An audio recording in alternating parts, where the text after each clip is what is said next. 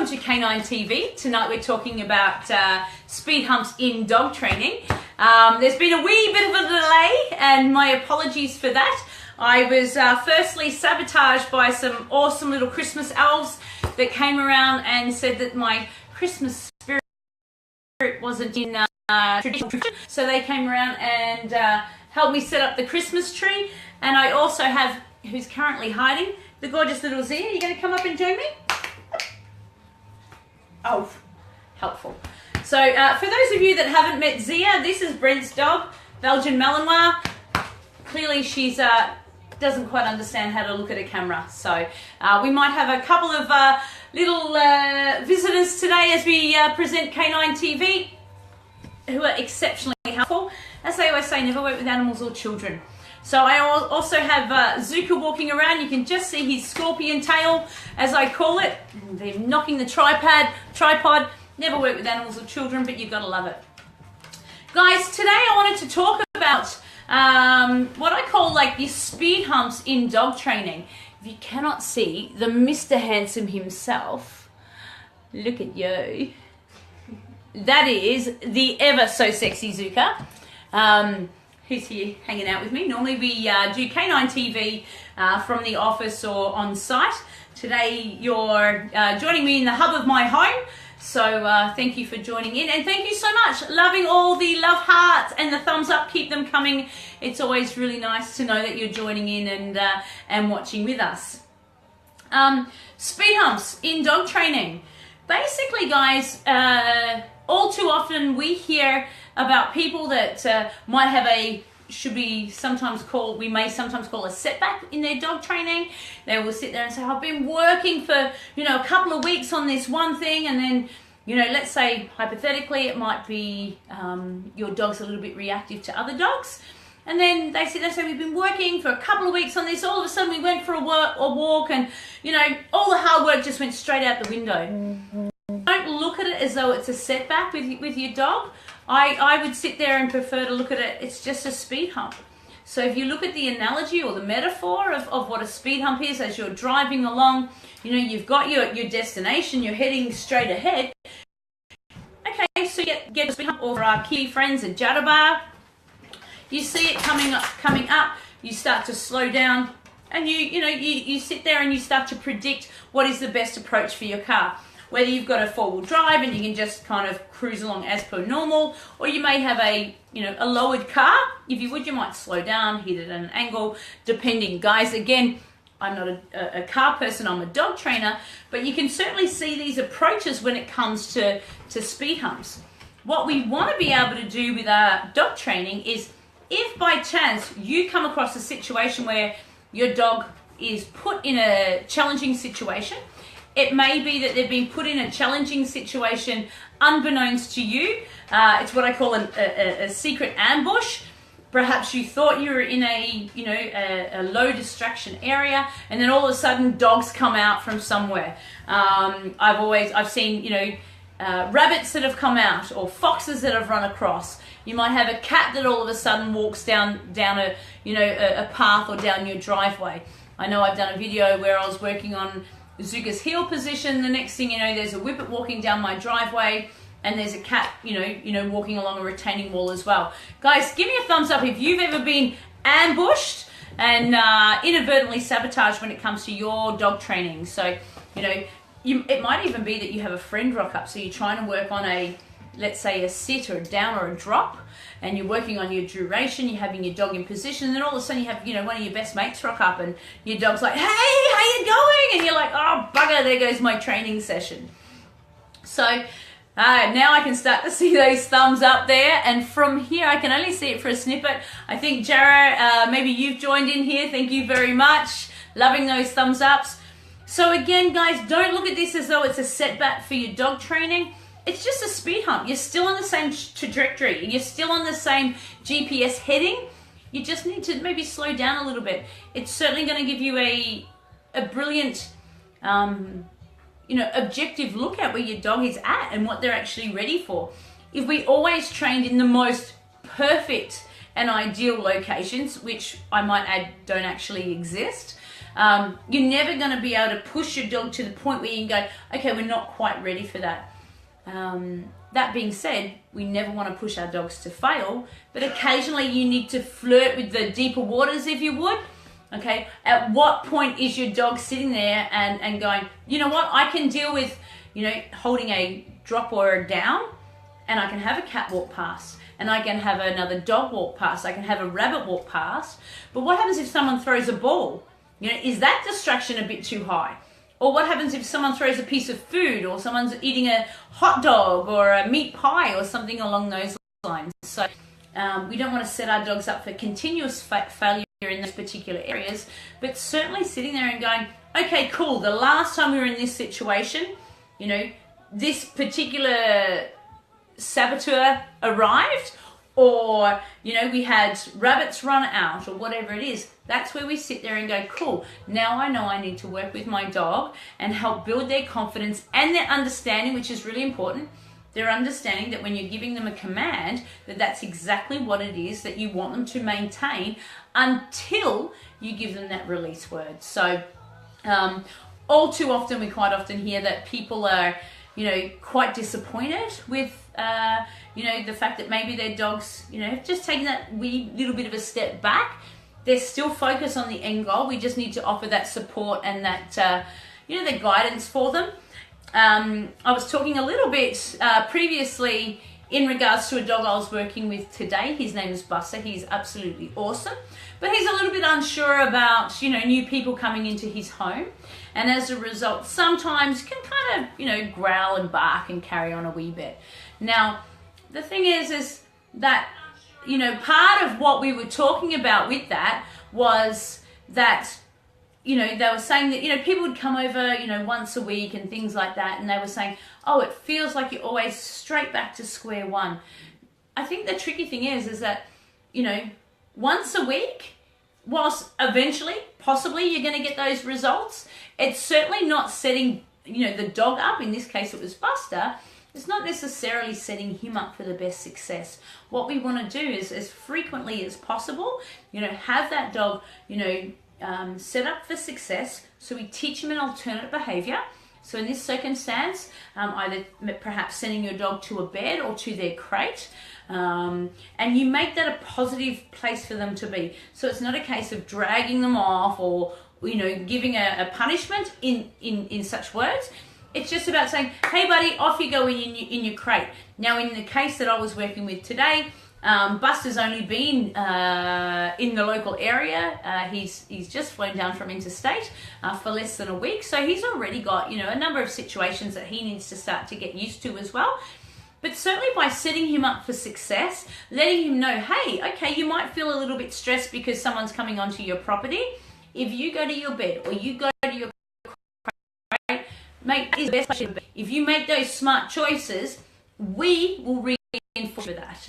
Okay, so we would effectively giving Buster an alternate option. So opposed to him feeling threatened or perhaps feeling insecure and coming forward and displaying aggressive type behaviors, we're like, hey buddy, how about you go to your bed instead? If you go to your bed, you'll get reinforced. You don't need to worry about the person at the front door, and life's going to be fantastic. So we worked with Buster with that, and holy smokes, he was freaking amazing. We broke it right down. We went through what happens when we walk away from him on his bed. So we were putting a little bit of independence training. We also started to desensitize him to the doorbell, because of course when the doorbell rings, that's a very strong predictor that there's someone at the door. So we started to break all of those things down, and all of a sudden Buster started to feel really empowered and chose to go to the bed, which is such a wonderful, wonderful thing. So the reason I tie this into, speed humps in dog training, don't look at us as a setback. It's a direct reflection of exactly where our dogs are at the time.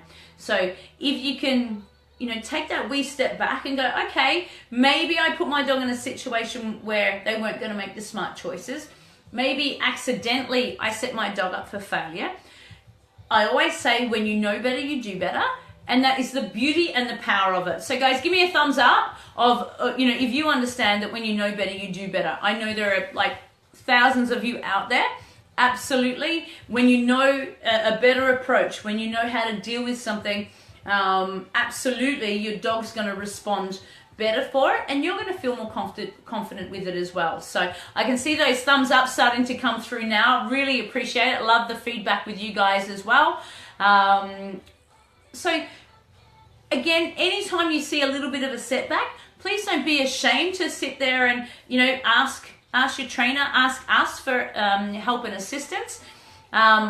Before my little Christmas elves, as I was saying before, if you've only just tuned in, I was very cheekily visited and still in the presence of some Christmas elves that came around this evening and said, "Bugger that cat, you're always in the Christmas spirit." I hadn't put up any of my Christmas trees or decorations, so they came around. So a big hello to Nick and Em, who are just off camera here. Hello. Hi.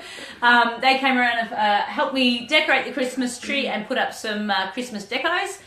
But yeah, I was in the middle of writing a blog about, you know, what it's like when you have a dog that doesn't quite sit there and fit the, I should say, fit the norm or fit the ideal kind of picture of what we're all wanting. So guys, ask for help. You hit a speed hump in your training. That gives you the direct feedback to learn and improve. It gives you the opportunity to ask for more help.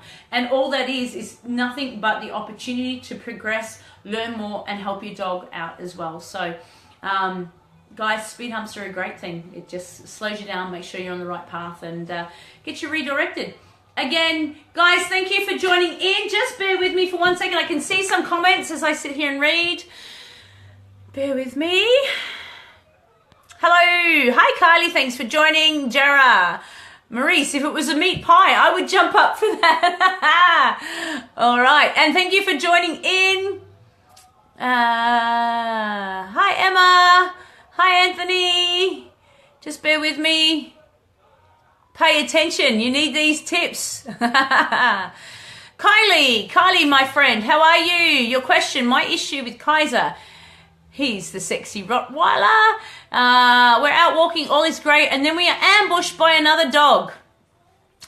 He doesn't get aggressive, he gets excited and becomes rattled. So I put him in a sit position. Is this the right command to do?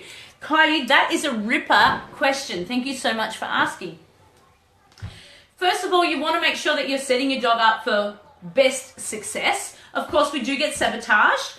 So I sit there and say, if you have a dog reactive dog, whether it be with aggressive type behaviors or you have a giant big boof head, that you may find a little bit tricky to contain if he gets overly excited. So to start off with, my recommendation is to work on your foundations with your training. As we always say, nice loose lead walking, no matter what. Now, of course, in order to set these foundations, we need to work on this in a low distraction environment. So it might be fall in your backyard, then your front yard, the footpath in front of your house, before you hit the public paths. So where we live, there's a lot of bike paths and things like that, and people love being out and about and walking their dogs and stuff like that. So you wouldn't necessarily want to jump in the deep end and go for a walk along, you know, a commonly used bike path or whatnot. And again, the tricky thing with that, Kylie, I'm not going to sit there and say that putting him in a sit is a bad choice, but the tricky thing is when somebody else doesn't have effective control over their dog, you're put in a situation where you can be massively sabotaged. If you don't know the intention of the dog that's, you know, approaching you, and this is a pet peeve for a lot of people out there in the dog world. I have no problem with dogs being off lead. In fact, I think it can be a brilliant thing. The issue is that the majority of the population, the majority of our community don't have effective control of their dog when they're off lead. So you might have your dog on lead and under effective control, and then you're going to come across someone that's out walking their dog, and their dog just walks straight up, or may even, you know, gallop up in an excited way to your dog. You say, "Can you put your dog on lead, please?" And they go, "Oh, that's okay, he's friendly." That's a bit of an issue that I think we all face as a society, because just because your dog's friendly doesn't necessarily mean that they, the dog that they're approaching or running up to, necessarily wants that level of engagement or interaction with another dog. So it is a tricky situation. A lot of the times I do advise, I can see all the smiley faces there. Apparently that's rung a few little bells with you guys. And again, I think it's one of those things, guys, please be respectful of not only your dog, but of other people as well. And if you have your dog off lead, awesome. But please make sure that you can control them in various situations. So Kylie, in regards to what do you do with your dog, it really does come down to the heat of the moment. I know a lot of the time if I was out with my boy and a dog started to encroach on us, I would just sit there and I'm like, do you know what? I don't know that dog. I don't know what that dog's intention is. I'm quite happy just to leave the situation. I try to remove both of us from that environment. So it's so tricky to give a direct, black and white kind of answer because it can vary for everyone's dog. So I know your boy, if it's the one that I'm thinking of, he's an absolute sweetheart. But guys, you need to understand what your dog's threshold is. Do they like being, absolutely, having a personal space bubble, which is what I call it? Do they like having that encroached? I know many people that have bigger personal space bubbles than others. And of course, that's going to vary based on the relationship that they perhaps have built previously with that individual or that dog. So thanks for popping that question up. And I hope that I've given you a little bit of advice there that you can think about. Guys, I'm just going to check here. Hello to everyone that's joining us. Sarah, hello, my lovely. Hey, Aunt. As Sarah's put up there, tell them that your dog is not friendly. Again, absolutely, you can certainly use that. But, guys, we need to start being responsible as a community. We need to understand that if we own our dogs, that we need to take care of them, advocate for them, protect them, and make sure that they're safe. And I've mentioned in other episodes of K9TV, I own a Rottweiler. I am a massive Rottweiler. I love them. To me, they're the shoe that fits. But I appreciate that there are other people that may be intimidated by them. They might be scared of them. Now, I look at that as though it's my responsibility to make sure that I do everything that I can to ensure that my dogs present the best that they can for their breed. So just very quickly, we had an occasion where I was taking Zuka for a walk. He is on lead, absolutely. I can have him off lead. I choose to have him on lead because I think that is in the best interest of not only the breed, but it's common courtesy to other people as well. We got to a corner basically. Zuka got to the corner. He was maybe 5 foot ahead of me on a 6 foot lead. And at the same time, a lady with a newborn human baby who had the little one, a little boy it was, in, like one of those little front pouches. And all you could see with these little legs and little arms, looked like a gorgeous little Steggles chicken kind of hanging out. And all of this happened within a split second. She's seen this, 50 odd kilo dog come around the corner. For that split second, she was a little bit concerned for her baby, as anyone with a maternal or paternal instinct would be. And she's, gone to protect her child should something arise. I've turned around, I've told Zuka to platz or drop or down. So basically, I've told him immediately, you hit the deck. So he's laid down. He's thinking life is awesome because he has a positive association with that position. As I said, this is all within, that split second. I've come around, I've had a great chat with the mum that lives locally. As I said, it's a newborn. And she turned and said, wow, it's so nice to see a well-trained dog. So you look at that of what it could have been, it's that fork in the road. He could have been just a dog that didn't care, but she still may have had an intimidating experience. Or he may have jumped up to say hello.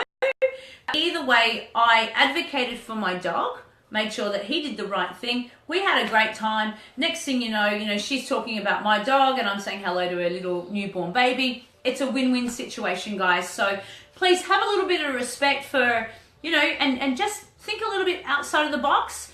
If you love having your dog off lead, super fantastic, go for it. There are off lead areas, absolutely go there, let your dog off lead.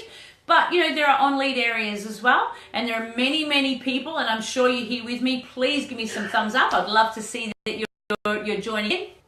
There are many, many people here that, you know, have dogs that are really well mannered, but they're not quite ready for that off lead or that, you know, interaction, so to speak. So, you know, let's all just be considerate of other people because, you know, that's what we should be doing.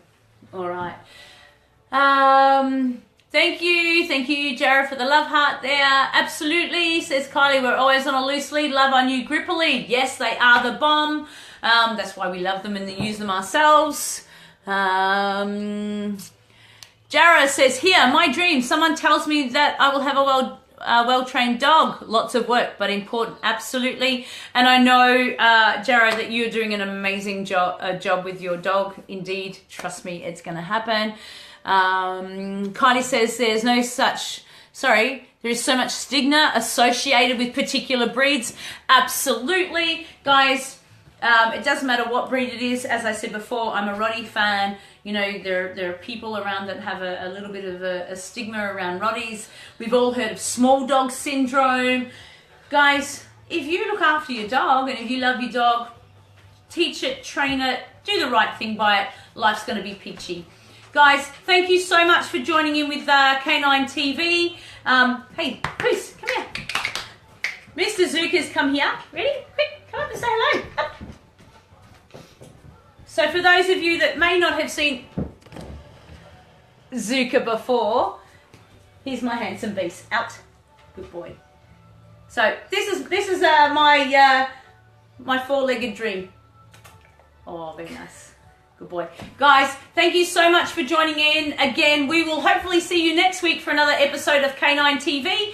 Take care. Merry Christmas. Stay safe, everyone. Bye-bye.